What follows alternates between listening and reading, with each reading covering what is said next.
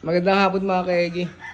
Ito nga pala yung binebenta naming manok na pinag-championan namin sa QCA. Boss Papi, palakare.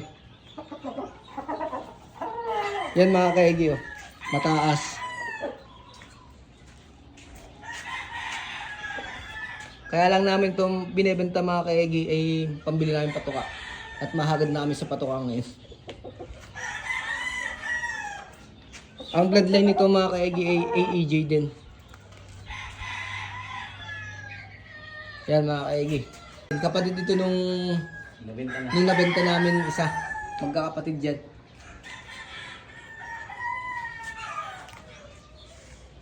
Mga kaigi, wala yung diferensya. Binibenta lang namin mga kaigi. Yan mga kaigi oh.